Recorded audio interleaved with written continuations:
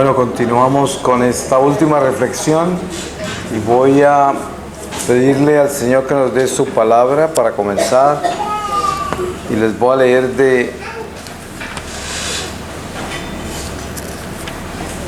la epístola a los Romanos en el capítulo 7, desde el versículo 1. Él dice: ¿O es que ignoráis, hermanos? Hablo a quienes entienden de leyes, que la ley no domina sobre el hombre sino mientras vive. Así la mujer casada está obligada por la ley a su marido mientras éste vive, mas una vez muerto el marido se ve libre de la ley del marido. Por eso mientras vive el marido será llamada adúltera si se une a otro hombre, pero si muere el marido queda libre de la ley, de forma que no es adúltera si se une a otro. Así pues, hermanos míos, también vosotros quedasteis muertos respecto de la ley por el cuerpo de Cristo, para pertenecer a otro, aquel que resucitó de entre los muertos, a fin de que diéramos frutos para Dios. Porque cuando estábamos en la carne, las pasiones pecaminosas excitadas por la ley actuaban en nuestros miembros, a fin de que produjéramos frutos de muerte. Mas al presente hemos quedado emancipados de la ley, muertos a aquello que nos tenía aprisionados, de modo que sirvamos según un espíritu nuevo y no según un código anticuado. Palabra de Dios. En esta última parte de esta noche, en nuestras reflexiones, yo quisiera compartir con ustedes no solamente lo que estábamos hablando sobre el Adviento y la Navidad, la preparación, sino también qué es lo que realmente significa ser católico, porque nosotros vivimos en un mundo no solamente globalizado, pero en un mundo sincretizado. Es un mundo que cada día se mezcla más en sus religiones, en sus ideologías y filosofías y toda clase de situaciones complicadas en esta mezcla tan grande que se ha creado con la globalización, y se ha perdido la identidad de muchas personas, y la gente ni se da cuenta, porque estamos todos como fundidos en un solo universo en el cual no se distingue ya el uno del otro y no importa para la mayoría de la gente. Pero yo podría decir de que sí importa, porque nosotros tenemos que estar muy identificados con lo que nosotros somos. Ustedes se pueden dar cuenta el celo que Dios tenía con el pueblo de Israel, cómo Él los separó completamente de todos los demás, y de ellos preparó un pueblo para la encarnación del Señor.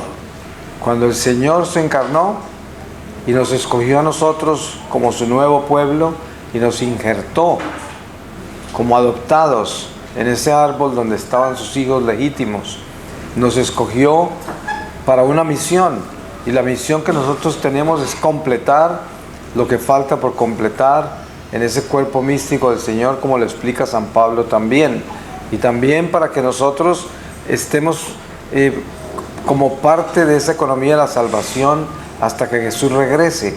En el principio observamos en la historia sagrada durante el Antiguo Testamento, pues esa peregrinación del pueblo de Dios, el pueblo judío, preparando la encarnación.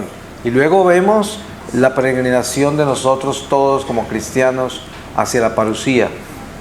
Pues ser católico es ser miembro de esta peregrinación que va caminando con esa esperanza hacia la segunda venida del Señor, pero que pertenece no solamente a una religión, a una iglesia, sino a una misión. Y la misión tiene identidad. Nuestra identidad es nuestro catolicismo, y lo debemos vivir con claridad, lo debemos vivir con integridad, lo debemos vivir en obediencia, y lo debemos vivir de acuerdo a sus tradiciones sagradas, a su sana doctrina y a la obediencia a la jerarquía eclesiástica, muy importante.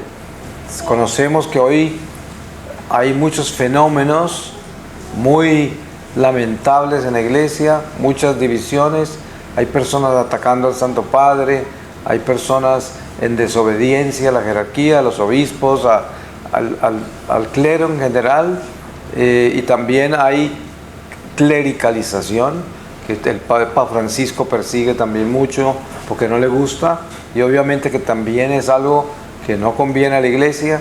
O sea, tenemos nuestras situaciones en la iglesia que quisiéramos cambiar porque tenemos que mejorarnos cada vez como iglesia, pero es importante que cada uno de nosotros haga su parte, y la parte que nosotros haremos es identificarnos como verdaderos católicos.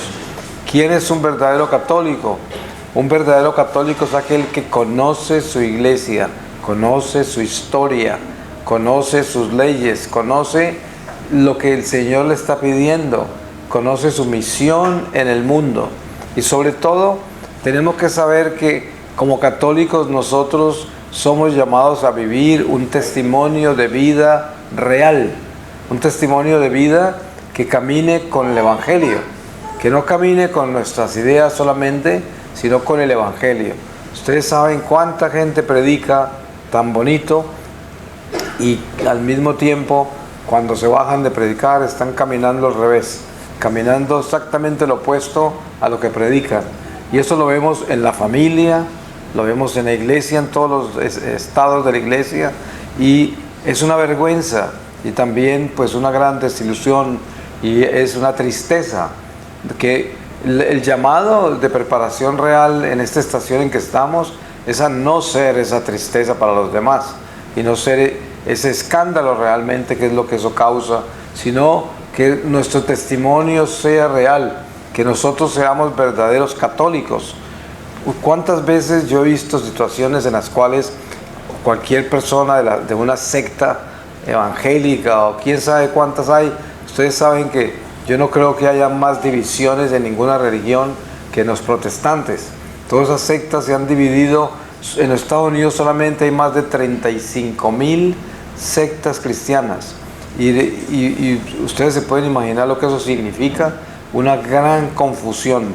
Todos ellos tienen una interpretación diferente de las Escrituras y todos nos atacan a nosotros como la iglesia que debe perecer, cuando realmente es la iglesia del Señor, que el Señor mismo fundó.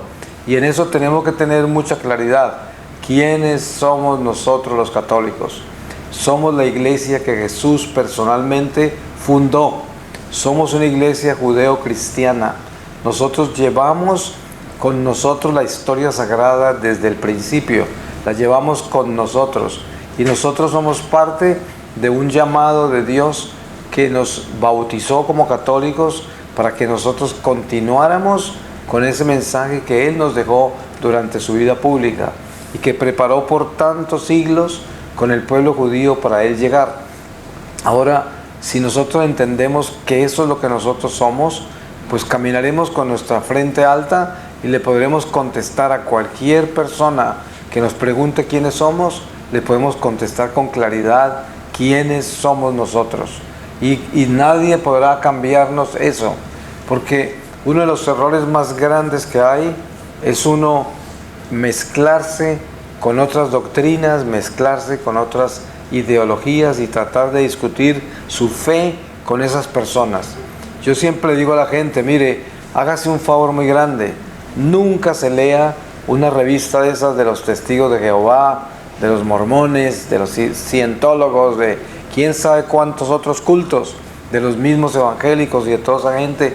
Hay mucho católico enamorado de lo lindo que predican las sectas. Ay, es que esos pastores hablan tan bonito, y ahí están prendidos al radio, a la televisión, e inclusive les imitan su forma de orar y todas estas cosas. Yo en ninguna forma voy a perseguir a los cristianos separados, porque nosotros también tenemos una misión ecuménica, que es buscar la unión de la iglesia.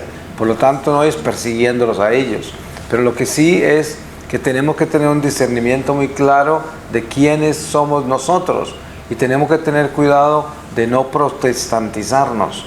Yo he conocido en mis misiones, por ejemplo en Estados Unidos y Canadá, la tristeza de algunos sacerdotes que envían los jóvenes a aprender Biblia con los evangélicos.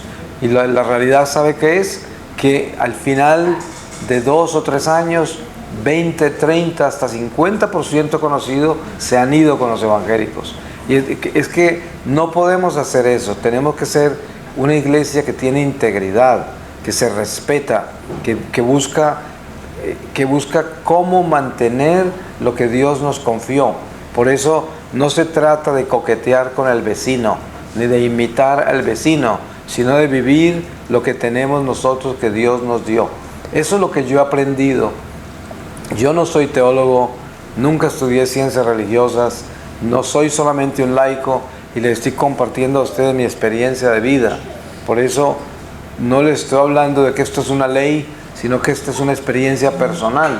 Y eso es lo que he visto en mis viajes que he tenido por el África, por muchos otros lugares donde hay unas batallas muy grandes con las sectas que con tanta mentira se llevan a los católicos. Siempre he tenido esta preocupación de que la consecuencia de coquetear con las sectas es muy grave. Por eso debemos tener nosotros ese respeto por nuestra fe, por nuestra religión, por nuestra doctrina, y no ponerla en manos de gente que no cree en ella, que no la respeta y que encima de todo la considera falsa. No podemos ponerla en manos de esa gente. Por eso la integridad de nosotros como católicos es muy importante. Usted debe ser un católico sincero, prudente, coherente, perseverante, una persona que tiene siempre el conocimiento de su doctrina. Miren que yo le pregunto a muchos católicos, ¿usted conoce la doctrina social de la iglesia? Y mucha gente ni siquiera sabe qué es eso. Ni siquiera saben que existe un libro que se llama La Doctrina Social de la Iglesia. Y yo me pregunto, ¿cómo hace un católico para vivir en este mundo y saber qué es lo que tiene que hacer o no hacer en esta sociedad de hoy, si no conoce la posición de la iglesia con relación a nuestra sociedad, con relación a lo que vivimos en el mundo hoy? Todo católico debe conocer la doctrina social de la iglesia, porque la iglesia nos enseña cómo manejar lo del aborto, cómo manejarlo de la eutanasia, cómo manejarlo de todas estas ideologías de género. Todo esto nosotros debemos educarnos y formarnos en todo esto para ser verdaderos católicos. Y la iglesia nos ofrece todo eso. La iglesia lo tiene. Yo no creo que haya una doctrina más bien explicada, más específica que el catecismo de la Iglesia Católica, el catecismo que nos dejó Juan Pablo II en unión con el Papa Benedicto XVI cuando era cardenal Ratzinger. Es una preciosidad de catecismo, más completo no lo encontrará. Yo diría que el favor más grande que un católico se debe hacer es leerse ese catecismo con cuidado, con amor y con ese interés de asimilar todo lo que está en ese catecismo. No se imaginan la riqueza que eso es tan grande. La mayoría de nosotros aprendimos o estudiamos el catecismo cuando éramos niños y nunca lo volvimos a tocar.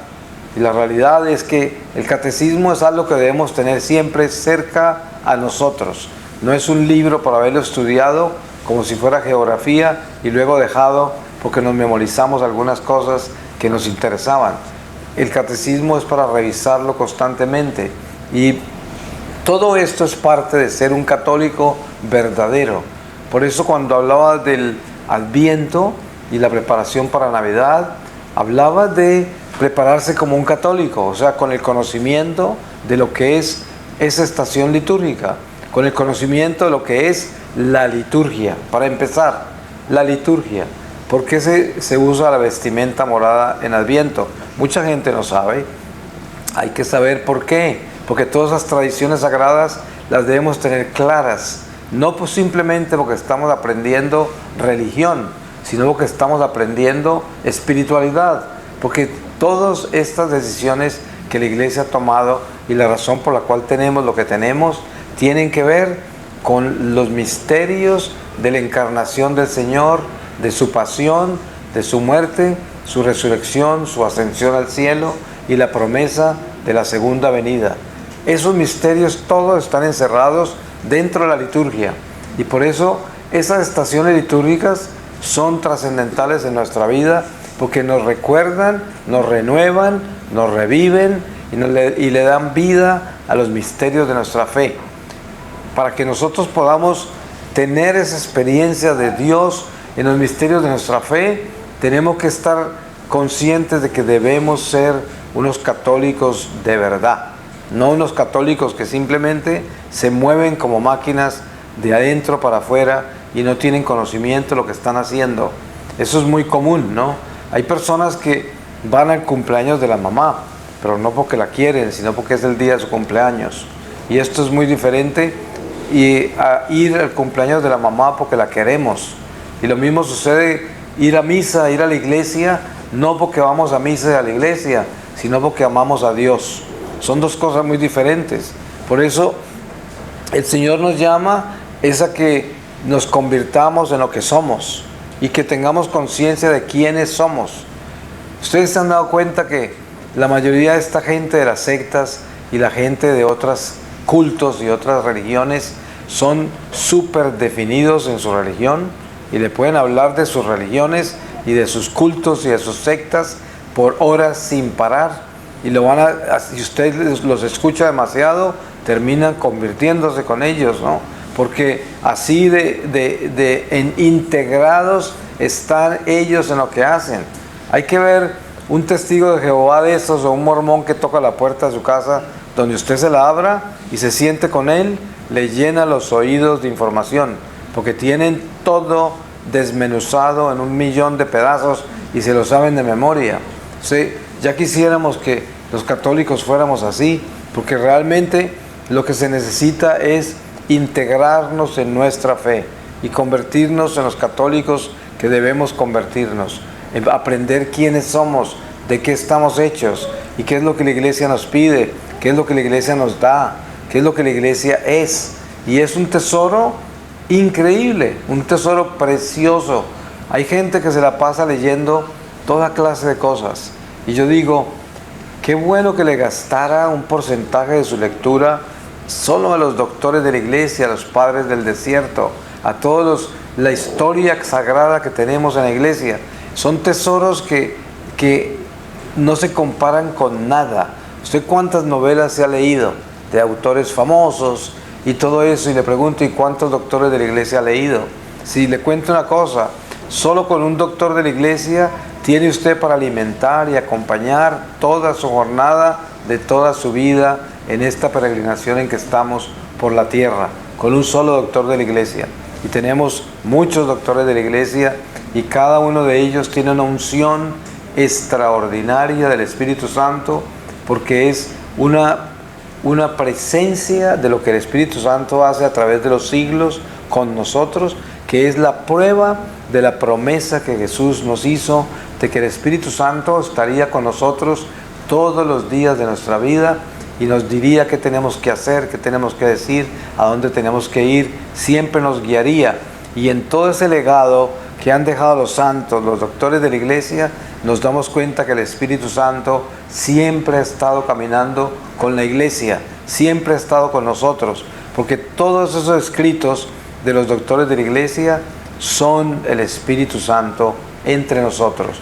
Al leerlos, usted se entra en éxtasis leyéndolo, porque es una preciosidad. Todo lo que han escrito son obras sobrenaturales, y esto es demasiado importante para un católico. Nosotros como católicos debemos compenetrarnos en eso, más que en cualquier otra cosa. Pónganse a pensar cuántas cosas se han leído ustedes, y sáquenle a eso un porcentaje de cuánto se han leído de la iglesia, cuánto. Y pues de pronto se encuentran en bancarrota en ese lado, ¿no? Que de pronto tienen mucho de lo otro y nada de lo nuestro. Y esto es lo que llamamos una renovación, es lo que llamamos un preparar el corazón, es lo que llamaríamos un adviento, es un regresar a la iglesia, un compenetrarse con la iglesia, un hacer paz con la iglesia, reconciliarse con la iglesia. Cuando uno se reconcilia con la familia después de haber estado peleado con ella, o indiferente con ella, o no haberla apreciado, o no haberla concientizado, se empieza uno a observar todas las cualidades de la familia, las cosas buenas que la familia ha hecho por nosotros, toda la historia de la familia, y empieza uno a tener ya otra vez ese amor y ese interés y esa participación en la familia. es una renovación de la amistad con la familia. Pues eso no es nada diferente a la iglesia. Nosotros en una estación como esta de Adviento entramos en una renovación y de pronto es la oportunidad para descubrir más nuestra iglesia, para compenetrarnos más en ella y sacar todo eso que tenemos ahí, que la iglesia nos ofrece, y alimentarnos de eso, porque es poderoso, porque es muy grande, porque es nada menos que el Espíritu Santo hablando. ¿Y quién es el Espíritu Santo? Dios mismo, es el Señor mismo, y por eso nos da tanta fuerza, por eso nos alimenta en la forma que nos alimenta, y Dios quiere que nosotros usemos todo esto que nos ha dado, que no lo desperdiciemos.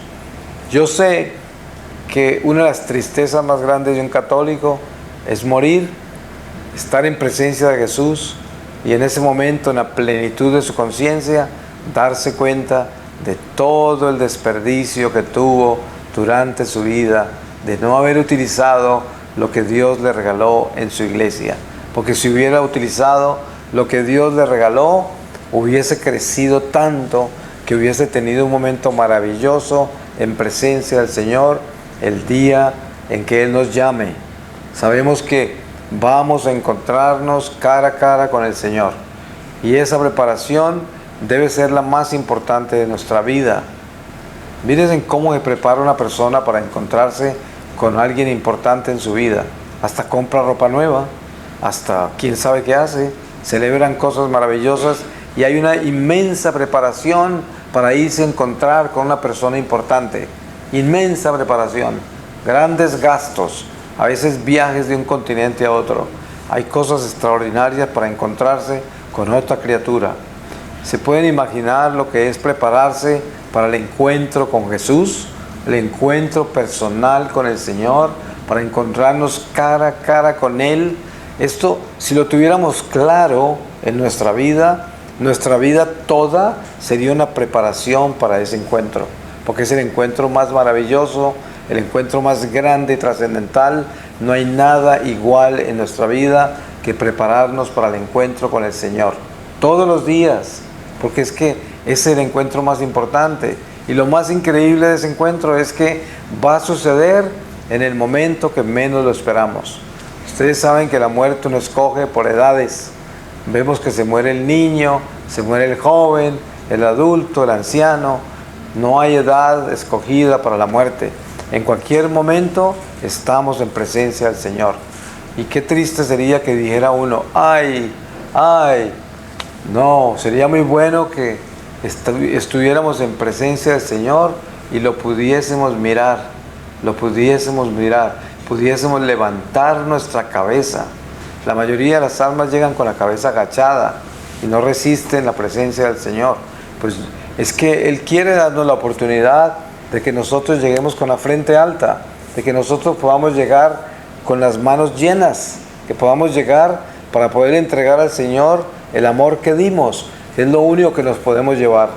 Entonces, hablemos de Adviento, claro, es la preparación para llenarnos nuestras manos del amor de Dios, para que tengamos ese capital en las manos.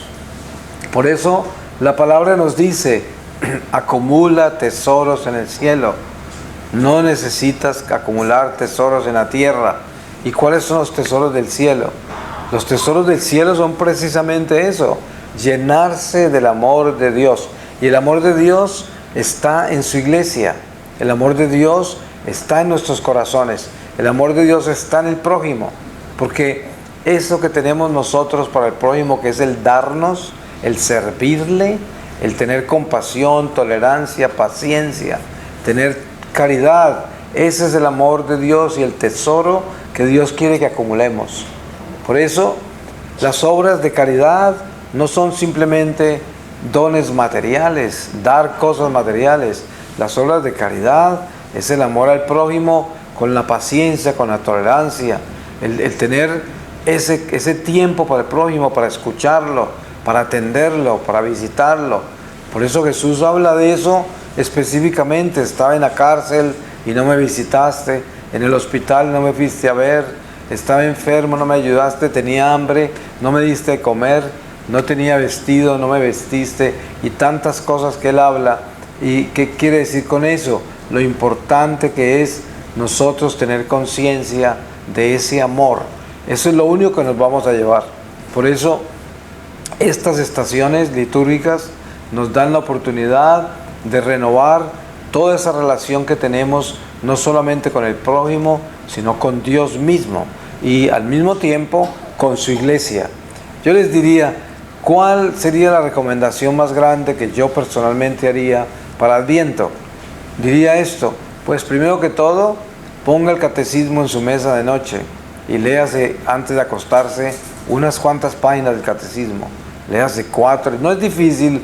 Usted se fácilmente, fascinado con una novela, se lee 20 páginas antes de acostarse, con una novela de acción o de ficción, de misterio. Entonces, ¿por qué no leerse lo más fascinante que hay en su vida, que es su doctrina? Y puede leer 10 o 20 páginas antes de acostarse. Pero yo le doy un consejo: entonces léase una, pero léase alguna antes de acostarse, y haga todo esto durante el Adviento. Eso es algo que también debemos hacer en la Cuaresma, pero digamos en el Adviento.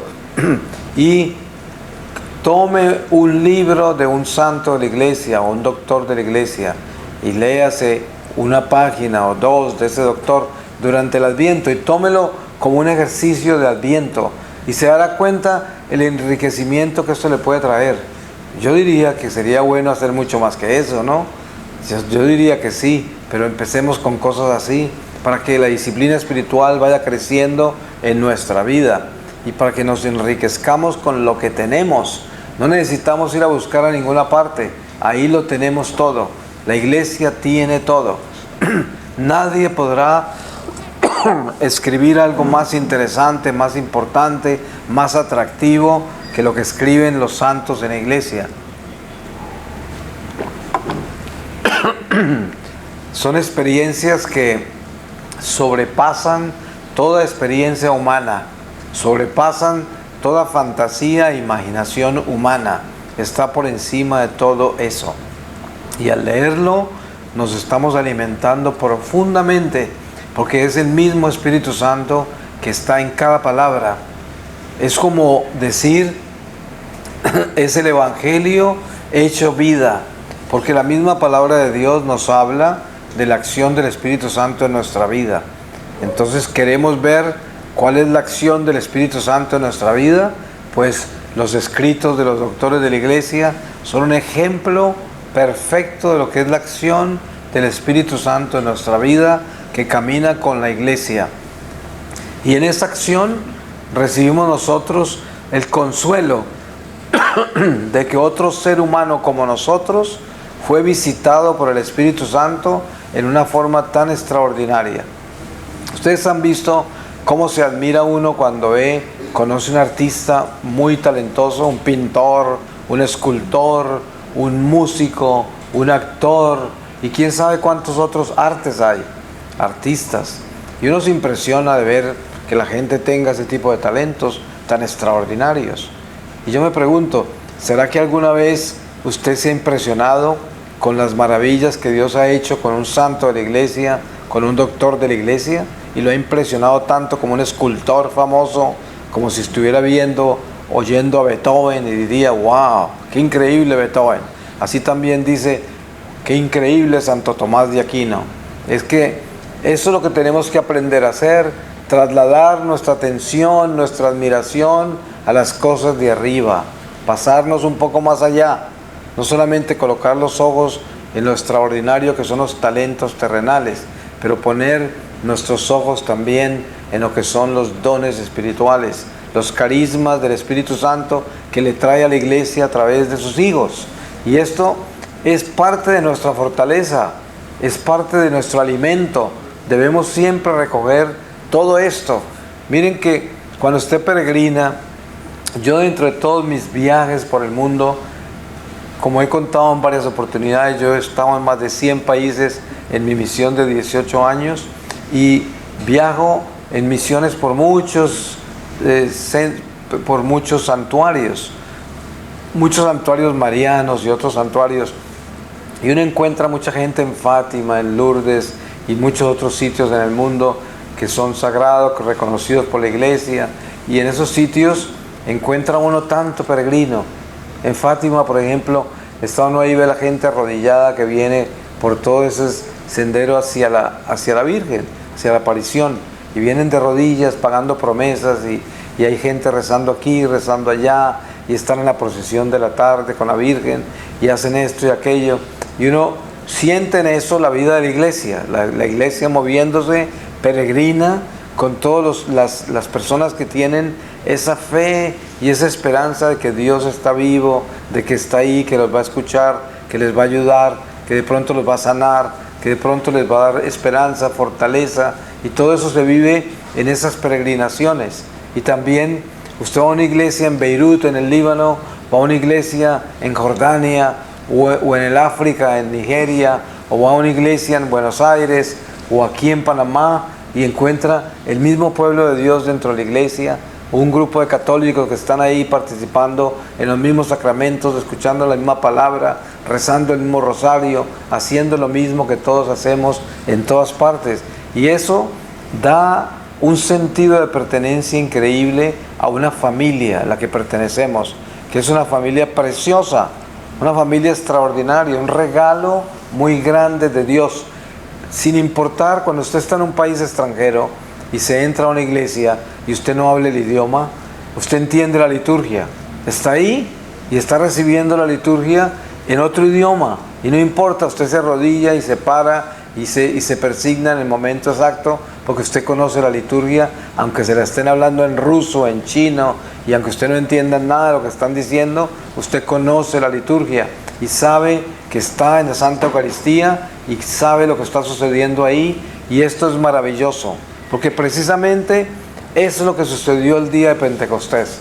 El día de Pentecostés está escrito en los Hechos de los Apóstoles de que San Pedro habló y hablaron los apóstoles y todos les entendían en sus propias lenguas. Pues miren cuál es la diferencia cuando usted va a una misa en el África y están hablando un idioma que nunca ha escuchado, pero usted sabe lo que está pasando en la misa y puede seguir la misa. Le están hablando en su propio idioma, aunque no entienda la lengua que está escuchando, pero el idioma suyo se le está siendo hablado y ahí está usted participando en la Eucaristía. Eso es tan importante tenerlo claro, porque es nuestra fe y no tiene confusiones de ninguna clase. Es la misma en todas partes, porque es el mismo Evangelio, el mismo Espíritu, y eso nos debe dar a nosotros una salud inmensa interior, una alegría espiritual de saber que pertenecemos a una familia tan importante en el mundo entero. Somos como 1.300 millones de católicos. Parece que es difícil saber cuántos somos exactamente, pero esos son los cálculos. Obviamente que ya en este mundo somos como 7, 8 billones de habitantes. O sea, no es que seamos ninguna mayoría, pero somos muchos en realidad. Y para nosotros somos una gran familia. Y lo importante es que para que nosotros pertenezcamos más íntegramente a esta familia de Dios, debemos conocer más nuestra iglesia y saber más quién es un católico, de qué estamos hechos, qué es lo que significa ser católico, y sobre todo aprender realmente lo que es la liturgia. Miren que estamos acá hablando de Adviento. ¿Cuánto sabemos de lo que es Adviento y por qué lo llamamos Adviento? Y esto qué posición ocupa dentro de la misma liturgia. Esas cosas son importantes.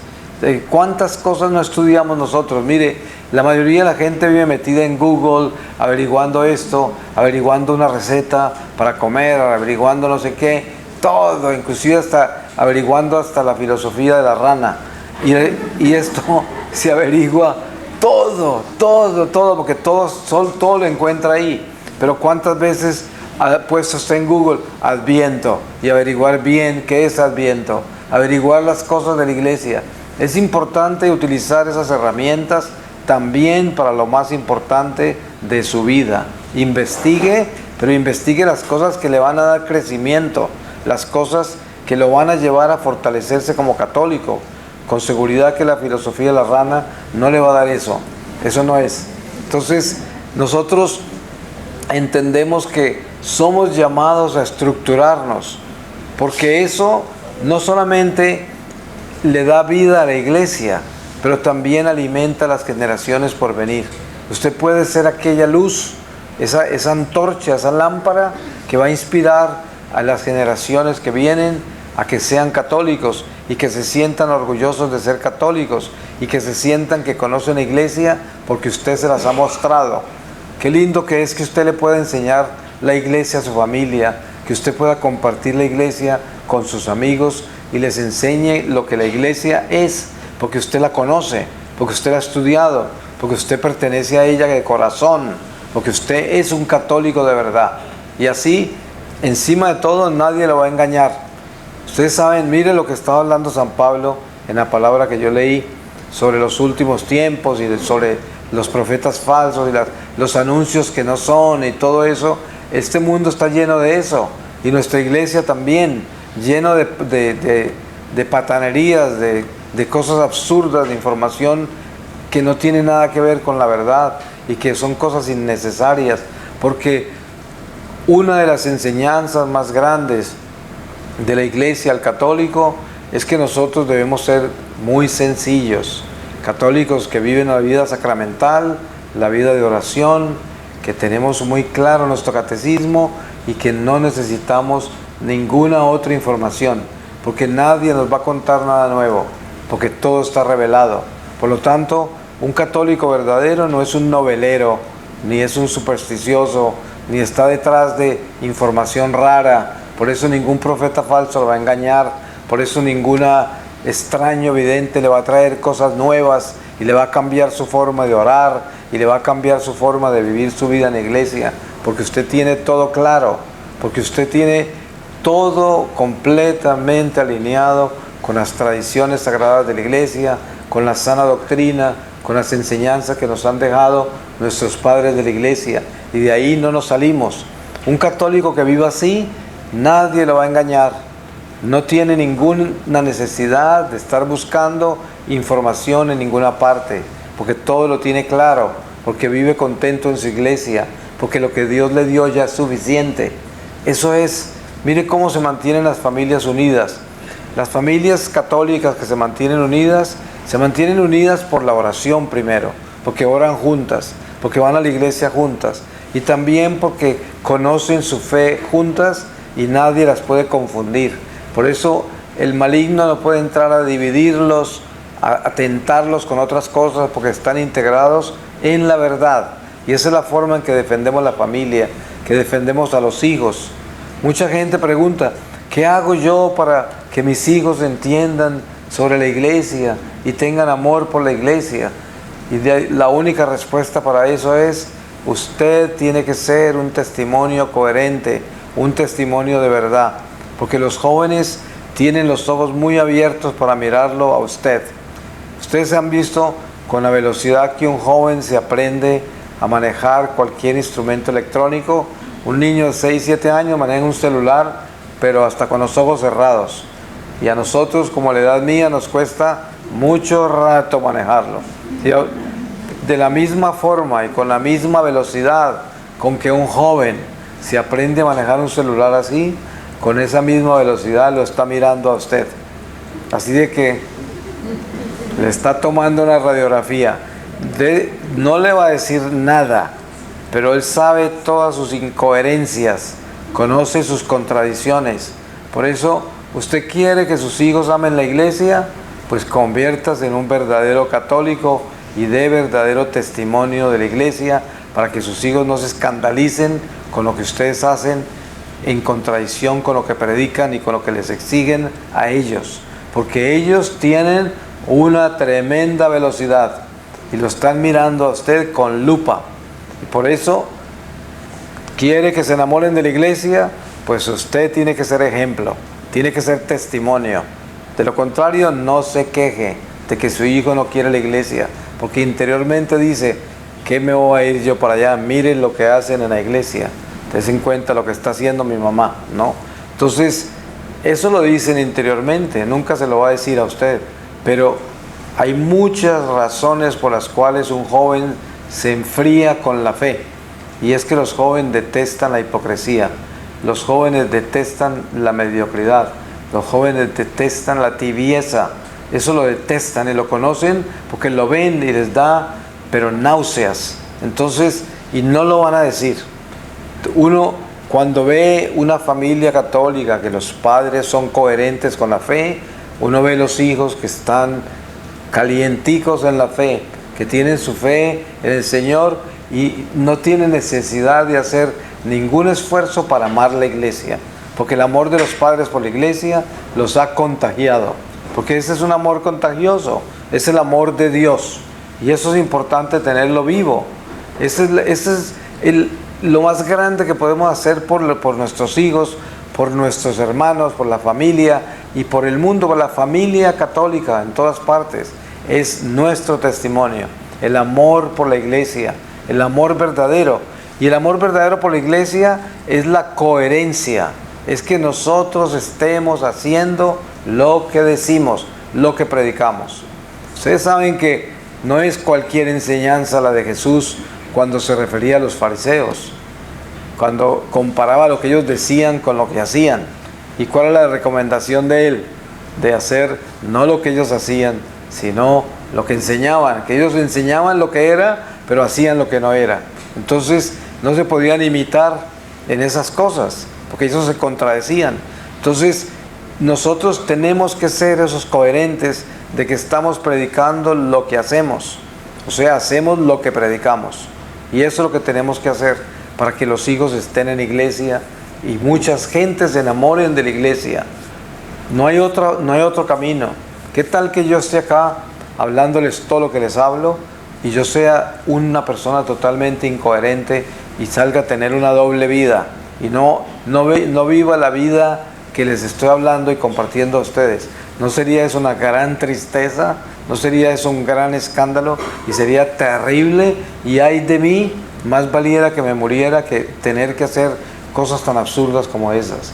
Pero ¿saben qué es lo más triste? Mucha gente lo hace, y por eso tenemos que cuidarnos todos nosotros.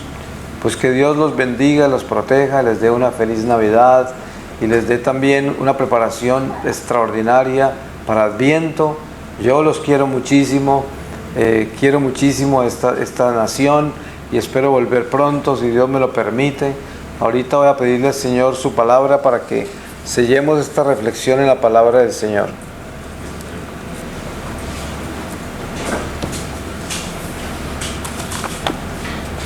Voy a leerles a ustedes del Salmo 66, acción de gracias pública, del maestro de coro, cántico y salmo. Aclama a Dios tierra entera, cantad a su nombre glorioso, dadle honor con alabanzas, decid a Dios, qué admirables tus obras. Por tu inmenso poder te adulan tus enemigos, la tierra entera se postra ante ti, y canta para ti, canta en tu honor. Venid y ved las obras de Dios, sus hazañas en favor del hombre. Convirtió el mar en tierra firme y cruzaron el río a pie. Alegrémonos en él por aquello. Con su poder domina por siempre, sus ojos vigilan a las naciones, para que no se amotinen los rebeldes. Bendecid, pueblos, a nuestro Dios, haced que se oiga su alabanza. Él nos devuelve a la vida, no deja que vacilen nuestros pies. Tú nos probaste, oh Dios, nos purgaste igual que a la plata. Tú nos condujiste a la trampa, pusiste una correa a nuestros lomos.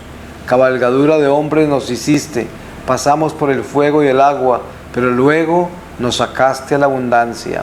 Entraré con víctimas en tu casa,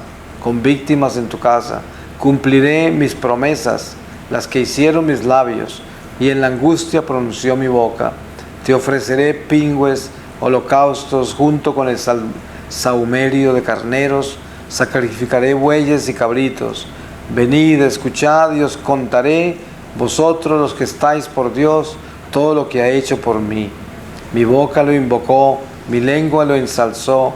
Si hubiese maquinado algo malo, el Señor no me habría escuchado, pero Dios me ha escuchado, atento a la voz de mi oración. Bendito sea Dios, que no ha rechazado mi oración, ni me ha retirado su amor. palabra de Dios. Amén. Que Dios los bendiga. Gracias.